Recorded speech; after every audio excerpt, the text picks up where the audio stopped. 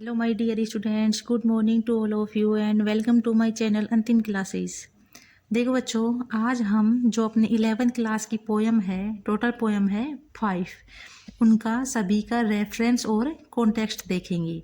देखो मैंने इस तरीके से इसका कॉन्टेक्स्ट तैयार किया है कि आप उस पोयम की चाहे कोई सी भी लाइन्स आ जाएं, चाहे कोई भी स्टेंजा आए उसमें आप इन लाइन्स को लिख देना।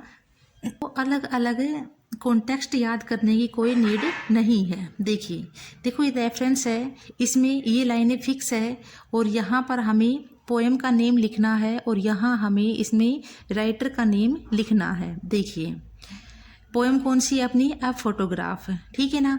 और इसके राइटर कौन है, शर्ली टोल्सन। राइटर कौन है, शर्ली टोल्सन। ऐसे याद कर लेना, शर्ली टोल्सन की फोटोग्राफ, शर्ली टोल्सन की फोटोग्राफ, ठीक है ना। क्यों, हमें कई बार ऐसा होता है कि पोएम का नेम भी याद है और साथ में हमें पोइट का नेम भी याद है, लेकिन कन्फ्यूजन हो जाता है कि ये किसका है। इसलिए मैं आपको बता रही हूँ कि शर्ली टोल्सन की क्या लेनी है, फोटो लेनी है। देखिए रेफरेंस में ये लाइनें फिक्स हैं। These lines have been taken from the poem, और यहाँ लिखेंगे हम पोएम का name. This poem is composed by, और यहाँ लिखेंगे हम राइटर का नेम, ठीक है ना। ये लाइनें आ फोटोग्राफ नामक पोएम से ली गई है और इस पोएम के जो राइटर है, ये पोएम है, ये शर्ली टोल्सन के द्वारा लिखी गई है।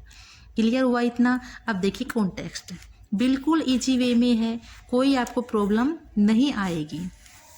देखो कॉन्टेक्स्ट क्या है इसका, द पोइटेस इज डिस्क्राइबिंग, ये BING है, ठीक है ना। The poetess is describing a photograph of her mother's childhood days.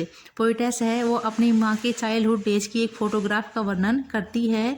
She watch the photograph after a long period, वो एक लंबे समय के बाद में उस फोटो को देखती है। ऑफ 20 और 30 ईयर्स, लगभग कितने वर्ष बाद, 20 या 30 वर्ष बाद, ठीक है ना। पोइटेस वर्णन कर रही है कि उनकी माँ है वो, ये देखो ये गलती से हो गई यहाँ पर, ठीक है, PHOTO है ये, कि उसकी माँ है अपनी बचपन की फोटोग्राफ को लगभग 20 या 30 साल के बाद में देखती है। Poetess feeling on the death of her mother after a period of 12 year, और पोइटेस है उनकी माँ को डेथ हुए लगभग 12 साल हो गए, फिर भी वो अपनी माँ के जो फीलिंग्स थी, जो उसका काल था, उनको वो याद कर रही है, ठीक है ना। ये लाइनें हैं, ये आ फोटोग्राफ नामक पोएम से चाहे कोई भी लाइन, कोई भी स्टेंजा आ जाए, कोई सा भी स्टेंजा आए, उनमें हमें इन लाइंस को लिख देना है, हमारा कॉन्टेक्स्ट है वो बिल्कुल सही होगा। नेक्स्ट पोएम देखिए, देखो ये सेकंड पोएम है अपनी। पोएम का नेम क्या है, द लेबोरियम टॉप। पोएम का नेम क्या है, लेबोरियम टॉप, और इसके राइटर कौन है, Ted Hughes. Laburnum top, Ted ह्यूक्स, ठीक है ना। 5 बार बोलोगे तो याद हो जाएगी, Laburnum top, Ted Hughes, Laburnum top, Ted Hughes. ये देखो इसका कॉन्टेक्स्ट, रेफरेंस में तो वो ही आ जाएगी, these lines have been taken from the poem, और फिर पोएम का नेम हो जाएगा द लेबोरियम टॉप, और this poem is composed by Ted Hughes. देखो हुक्स, हुक्स है ये। कॉन्टेक्स्ट देखिए, इन दीज लाइन्स, इन लाइनों में द पोइट डिस्क्राइब, वर्णन करता है, अ लेबोरियम ट्री वेयर, जहाँ पर goldfinch brood in the nest, जहाँ पर गोल्डफिंच के बच्चे हैं वो घोंसले में निवास करते हैं। इस पोयम में पोइट है वो एक लेबोरियम, एक पेड़ है, अमलतास बोलते हैं इसको हिंदी में, एक अमलतास के पेड़ का वर्णन करता है, जहाँ पर गोल्डफिंच नामक चिड़िया के बच्चे घोंसले में रहते हैं। एंड और डिस्क्राइब्स, और वर्णन करता है, the activities of the goldfinch, और गोल्डफिंच की जो एक्टिविटीज है उनका वर्णन करता है। एंड इट्स यंग वंस, और उसके छोटे बच्चों के इन द ट्री, जो पेड़ में रहते हैं, ठीक है ना। इस पोयम में पोइट है वो लेबोरियम में एक ट्री है जहाँ पर गोल्डफिंच और उसके बच्चे घोंसले में रहते हैं, उसका वर्णन करता है, और साथ में गोल्डफिंच नामक जो एक बर्ड है उसकी एक्टिविटीज का वर्णन करता है, और इट्स यंग वंस, और साथ में उस पेड़ में रहने वाले उसके छोटे बच्चों का वर्णन करता है। सेकेंड पोएम का नेम क्या है, द लेबोरियम टॉप, राइटर कौन है, Ted Hughes, Laburnum top, Ted ह्यूक्स। और फोटोग्राफ किसकी लेनी थी, शर्ली टोल्सन की। फोटोग्राफ किसकी लेनी है, शर्ली टोल्सन की, और लेबोरियम टॉप, टेड ह्यूक्स। चलो थर्ड पोएम की तरफ चलते हैं अब। देखिए ये अपनी थर्ड पोएम है। नेम क्या है? The voice of the rain. Poem का नेम क्या है? The voice of the rain. और इसके राइटर का नेम है वोल्ट विटमैन। कौन है? Volt Whitman. ठीक है ना, वोल्ट विटमैन। इसको हम क्या करेंगे, वोल्ट वाइटमैन है वो इसकी रेन की आवाज़ सुन रहा है। The voice of the rain, volt Whitman. ठीक है ना। इसका कॉन्टेक्स्ट क्या है? इन दीज लाइन्स, इस लाइनों में the poet ask a question, एक क्वेश्चन पूछता है टू द रेन, किससे? रेन से। ठीक है ना। एंड रेन टेल्स, और रेन बताती है। ये देखो क्या कर दिया मैंने, ये टी पर लगेगा ये निशान, TELLS। ठीक है ना। रेन टेल्स अस, और रेन हमें ये बताती है हाउ, किस प्रकार से, how it gives life to everything on the earth, और पृथ्वी पर हर चीज़ को किस तरीके से जीवन प्रदान करती है उसके बारे में हमें बताती है। एंड और poet compares the rain to a singing bird, और पोइट है वो वर्षा की कंपेयर है, तुलना है वो एक सिंगिंग बर्ड से करते हैं। इस लाइन में आपको याद करनी है, समझा इसलिए रही हूँ ताकि आपको अच्छे समझ में आ जाए। आपको इनको याद करनी है। In these lines the poet ask a question to the rain, वर्षा से क्वेश्चन पूछता है। एंड रेन, और वर्षा, टेल्स अस, हमें बताती है how it gives life to everything, किस प्रकार से वो हर चीज़ को जीवन प्रदान करती है ऑन द अर्थ, इस पृथ्वी पर। देखो भाई, पानी के बिना कुछ भी नहीं है।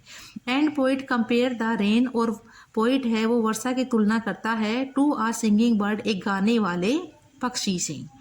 तो इसमें जिस पोएम से द वॉइस ऑफ रेन, इस पोएम से यदि कोई भी स्टैंजा आता है तो उसमें हमें इस कॉन्टेक्स्ट को लिख देना है, हमारा क्वेश्चन बिल्कुल सही होगा। चलो चलते हैं नेक्स्ट पोएम की तरफ। नेक्स्ट पोएम का नेम क्या है? चाइल्डहुड। क्या है पोएम का नेम? चाइल्डहुड। और इसके राइटर कौन है? Markus Natten. कौन है इसके राइटर? Markus Natten. ठीक है ना। Childhood Markus Natten, childhood Markus Natten. Okay. Context क्या है इसका? The poet here guesses, guesses यानी अनुमान लगाना, अनुमान लगाता है द टाइम, समय का, वहन ही लोस्ट हिज चाइल्डहुड, कि उसने अपना बचपन कब खो दिया। इसमें क्या होता है कि वो अनुमान लगाता है कि भाई मेरा बचपन कब चला गया। फिर वो अलग अलग क्वेश्चन करता है कि शायद तब चला गया था, सब चला गया। तो क्या कह रहे हैं कि पोएट हेयर गैसेस, पोएट यहाँ अनुमान लगाता है द टाइम, उस समय का, वहन the he lost his childhood, कि उसने अपना बचपन कब खो दिया। एट लास्ट, अंत में, the poet finally finds an answer to his serious question. यहाँ पर ई आएगा। ठीक है ना। क्या आएगा यहाँ पर? ई। और अंत में पोइट है वो अपने इस सीरियस क्वेश्चन का आंसर है वो फाइंड कर लेता है, ढूंढ लेता है। फिर से देखिए, the poet here guesses the time, कवि है यहाँ पर उस समय का अनुमान लगाता है, when he lost his childhood, कि उसने अपना बचपन कब खो दिया। एट लास्ट, अंत में, the poet finally finds an answer to his serious question, और अंत में पोइट है वो अपने सीरियस क्वेश्चन के आंसर को प्राप्त कर लेता है, उसको ढूंढ लेता है। ठीक है ना। ये अपनी फोर्थ पोएम थी। और इसका रेफरेंस कैसे लिखोगे? These lines have been taken from the poem childhood, और this poem is composed by Markus Natten, Markus Natten. ठीक है ना। चलते हैं नेक्स्ट पोएम की तरफ। देखिए ये है अपनी लास्ट पोएम। क्या नेम है? Father to son. ठीक है ना। और इसके राइटर कौन है? Elizabeth Jennings. कौन है? Elizabeth Jennings. Father to son, Elizabeth Jennings. इस तरीके से बार बार आप रिपीट करोगे तो आपको याद हो जाएगी। Father to son, Elizabeth Jennings. ठीक है ना। कॉन्टेक्स्ट क्या है इसका? इन दीज लाइन्स, इन लाइनों में, द पोइट एनालिसिस, कवि ये एनालिसिस करता है द रिलेशनशिप, संबंध, और जनरेशन गैप। ठीक है ना। यानी पिता और बेटे के बीच में जो संबंध है उनका एनालिसिस करता है, और साथ में उनके जनरेशन का जो गैप है between a father and his son, पिता और बेटे के बीच में उनके संबंध और उनके जनरेशन गैप के बारे में एनालिसिस करता है। ठीक है ना। ये 3 लाइनें हमें याद रखनी है। और फादर टू सन नामक पोयम से यदि कोई भी स्टैंजा आए तो हम इन 3 लाइनों को लिख देंगे। ये हुआ हमारा कॉन्टेक्स्ट और रेफरेंस हमने देख लिया है।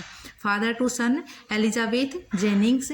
आई होप ये आपको क्लास अच्छी लगी होगी। देखो ये आपके सभी पोएम्स के लिए यूजफुल है, यानी कि आपका रेफरेंस और कॉन्टेक्स्ट यदि आपको लर्न हो जाता है, वो आपका तैयार हो जाता है, तो एक्सप्लेनेशन में आपको कोई प्रॉब्लम नहीं आएगी। आई होप आपको क्लास अच्छी लगी होगी। आपको कैसी लगी कमेंट सेक्शन में ज़रूर बताना। वीडियो को लाइक करना और यदि चैनल पर नए हो तो चैनल को सब्सक्राइब करना। बाकी मिलते हैं नेक्स्ट क्लास में एक नए टॉपिक के साथ। तब तक पढ़ते रहिए, मुस्कुराते रहिए और आगे बढ़ते रहिए। थैंक यू बच्चों।